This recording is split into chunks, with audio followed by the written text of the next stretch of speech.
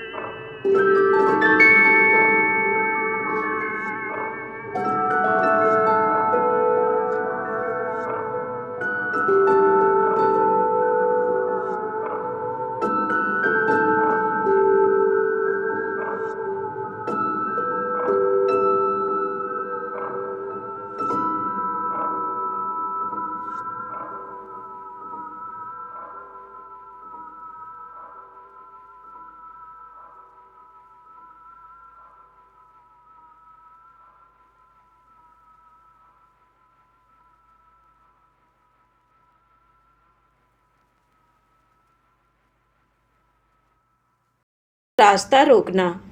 बुढ़िया ने जैसा बताया रानी वैसा ही करती है। आज रात उसे नींद नहीं आती।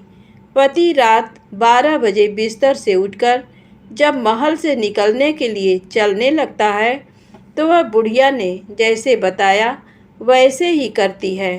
दौड़ कर जाकर पति का रास्ता रोकती है और कहती है, कहाँ जा रहे हो? किससे मिलने जा रहे हो? मुझे बताओ। राजपुत्र उसे समझाने की बहुत कोशिश करता है।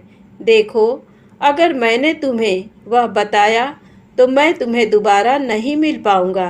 रानी कहती है, कोई बात नहीं, ना मिल पाओ, लेकिन आप रात के समय कहाँ जाते हो ये मुझे पहले बता दीजिए। राजपुत्र निरुपाय हो जाता है। पत्नी की जिद के आगे उसकी एक नहीं चल पाती। ठीक उसी समय उसका 14वां साल खत्म होकर 15वां साल लगने वाला था। जो होता है वह हो जाने दो, वह सोचता है और कुछ चावल मंत्रों से सिद्ध करके पत्नी को देकर कहता है, इन चावलों के दानों को दोनों हाथों की मुट्ठी में पकड़ना। पहले दाएं हाथ में पकड़े चावल मेरे ऊपर फेंकना। मैं कौन हूँ तुम्हें पता चल जाएगा। बाद में बाएं हाथ में पकड़े चावल मेरे ऊपर फेंकना। मैं जैसा था तुम्हें मिल जाऊंगा, लेकिन यदि तुम बाएं हाथ के चावल मेरे ऊपर फेंकना भूल गई तो मैं तुम्हें कभी नहीं मिल पाऊंगा। रानी ने कहा, नहीं भूलूंगी। रानी बड़े आत्मविश्वास के साथ कहकर दाएं हाथ में पकड़े चावल पति के ऊपर फेंक देती है तो राजपुत्र एकदम एक विशाल घोड़ा बन जाता है। एकदम उम्दा सफ़ेद, गर्दन पर लंबी अयाल। देखते देखते वह तेजी से दौड़ने लगता है। रानी उस घोड़े को एकदम भौचक्की होकर देखने लगती है और पति ने बाएं हाथ के चावल फेंकने की जो बात कही थी वह भूल जाती है। उसकी आंखों के सामने घोड़ा महल से बाहर निकलकर चला जाता है। घोड़ा जो महल से बाहर जाता है तो वापस नहीं आता। अब रानी को बड़ा पश्चाताप होता है। वह स्वयं को कोसने लगती है, लेकिन अब उसका कोई फायदा नहीं होने वाला था। राजपुत्र अब वापस नहीं आने वाला था। सुबह होते ही महाराजा महारानी को सब बात पता चलती है। उन्हें बहुत दुख होता है। वे बिस्तर पकड़ते हैं और राह देखते हैं कि एक दिन उनका बेटा वापस आ जाए। इस तरह 1 महीना गुजरता है, 2 महीने गुजरते हैं, 3 महीने गुजरते हैं, आखिर 6 महीने पूरे होते हैं। राजपुत्र का कोई अता पता नहीं लगता। प्रधान राजपुत्र को ढूंढने के लिए राज्य के गांव-गांव सिपाही भेजता है, लेकिन उन्हें कोई सफलता नहीं मिलती। इधर रानी अपनी हठ के कारण पति गायब हो गया ये सोचकर स्वयं को मन ही मन कोसती हैं और प्रण लेती हैं कि कुछ भी करके पति को ढूंढ लाएंगी और उसे वापस घर लेकर आएंगी।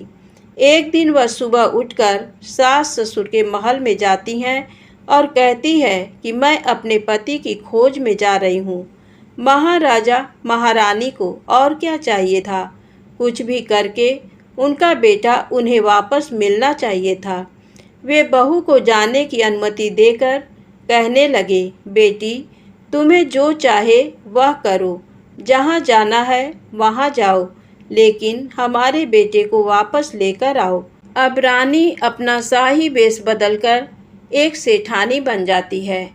कुछ दास दासियों को, कुछ नौकरों को साथ ले लिया, कुछ सामान साथ लिया और राज्य की सीमा पर जाकर वहाँ एक भोजनालय खोल दिया। वहाँ आने वाले सब यात्रियों को खाना मुफ्त में देने लगी।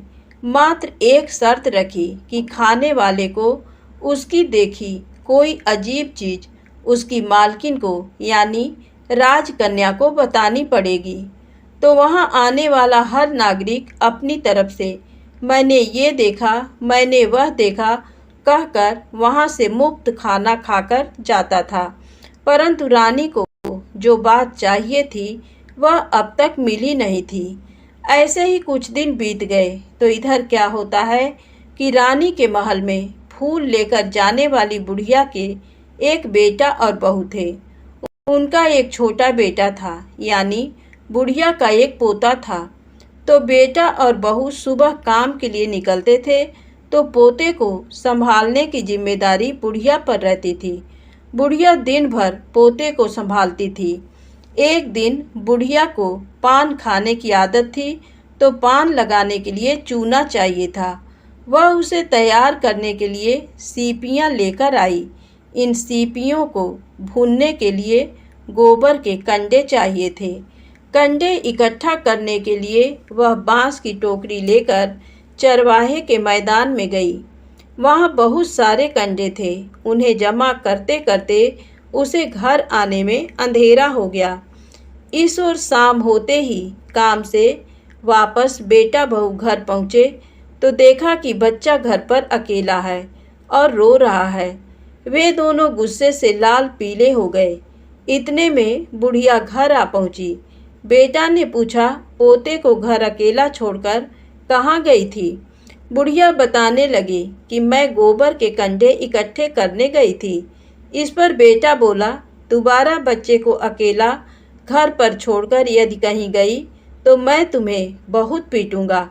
बुढ़िया कहने लगी, नहीं बेटा, फिर कभी ऐसा नहीं करूंगी। लेकिन दूसरे ही दिन बुढ़िया वह बात भूल गई और फिर चरवाहे के मैदान पर कंडे इकट्ठा करने चली गई।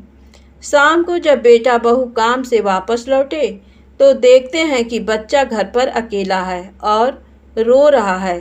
अब उसके बेटे की सहन शक्ति खत्म होने लगी और बुढ़िया के वापस आने पर उसे घर से निकाल दिया।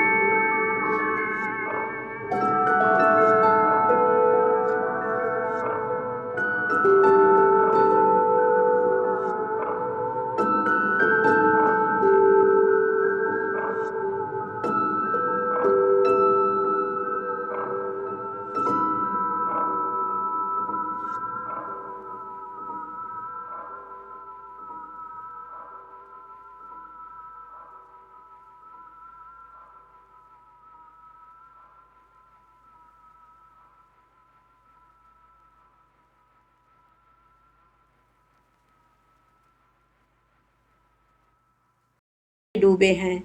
राज्य कौन संभाल रहा है? राज्य प्रधान संभालता है। मेरी पत्नी क्या करती है?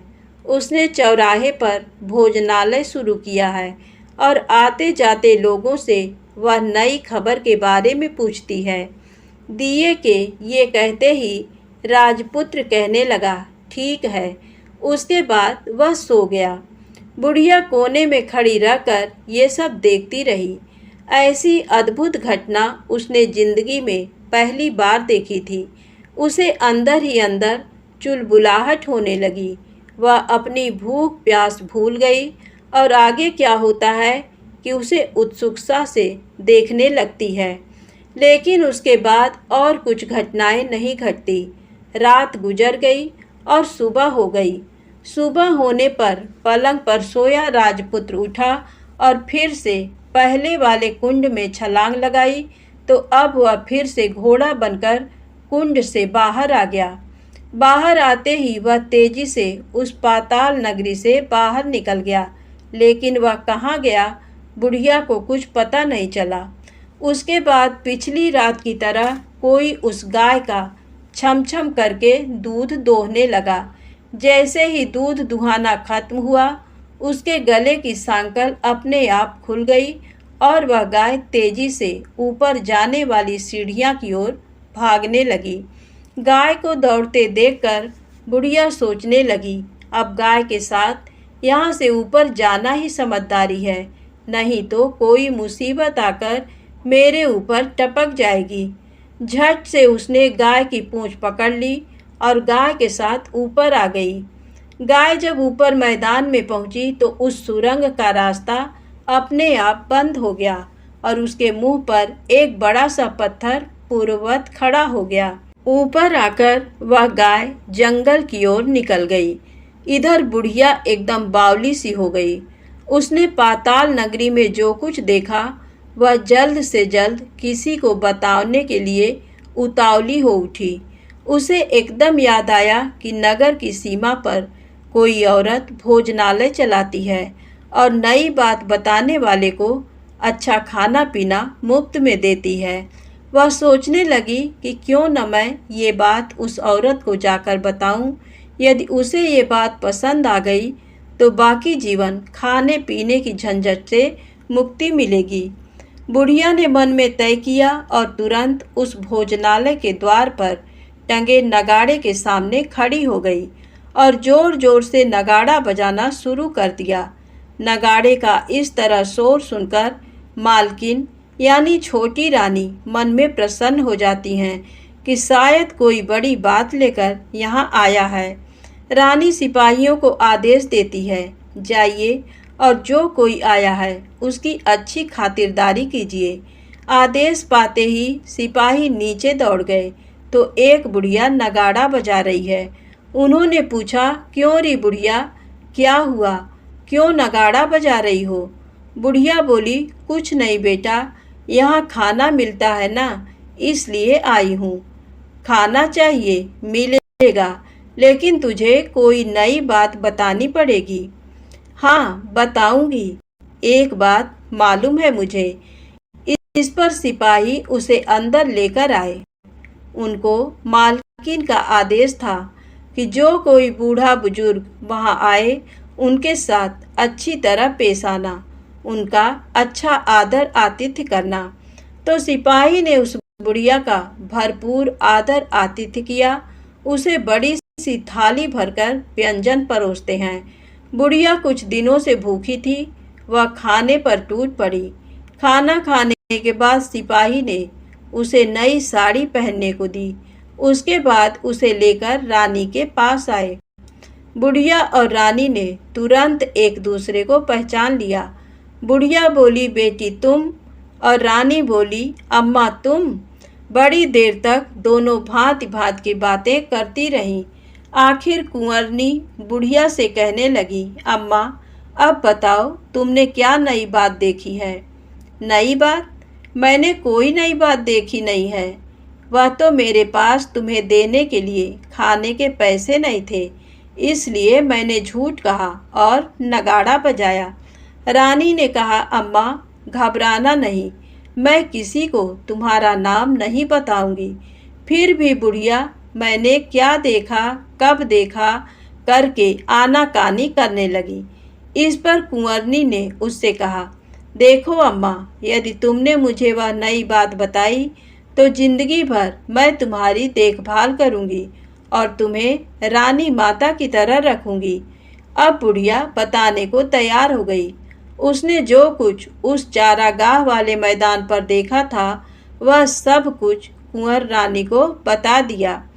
बुढ़िया की वे बातें सुनकर कुंवरनी को यकीन हो गया कि वह राजपुत्र उसी का पति है। वह तुरंत बुढ़िया से कहने लगी, अम्मा, मुझे उस जगह पर ले चलो। नहीं बेटी, वह पाताल राज्य है, सांप है। यदि किसी ने तुम्हें देख लिया तो तुम्हारी जान खतरे में पड़ सकती है। लेकिन रानी उसकी एक भी नहीं सुनती। उसे उस जगह ले जाने के लिए हठ करने लगी। आखिर में बुढ़िया ने उसका कहना मान लिया और कहने लगी, ठीक है, मैं तुम्हें वहाँ लेकर चलती हूँ, पर आज नहीं, कल। वहाँ जाना है तो शाम को ही जाना होगा। तो दूसरे दिन दोपहर को रानी बुढ़िया के साथ उस मैदान पर गई और एक जगह छुपकर गाय के आने की राह देखने लगी। दिन ढलते ही अंधेरा घेरने लगा और गाय हमेशा की तरह वहां आ गई। मैदान के उस कोने में जाकर उसने पत्थर पर सींग मारा तो झट से पत्थर हटकर वहां सुरंग में जाने का रास्ता खुल गया। गाय उस रास्ते से नीचे उतरने लगी तो बुढ़िया रानी से कहने लगी, जल्दी आगे बढ़ो, हम गाय की पूंछ पकड़कर नीचे उतरेंगे। तो दोनों गाय की पूंछ पकड़कर नीचे उतर गईं। बुढ़िया पहले जिस कोने में छिपी थी उस कोने में छिप गई। अब नीचे सब कुछ पहले जैसा घटित हो रहा था। गाय के गले में अपने आप सांकल पड़ गई। कोई अदृश्य रूप से उसका दूध दूहने लगा। एक सफ़ेद उम्दा घोड़े ने आकर एक कुंड में छलांग लगाई।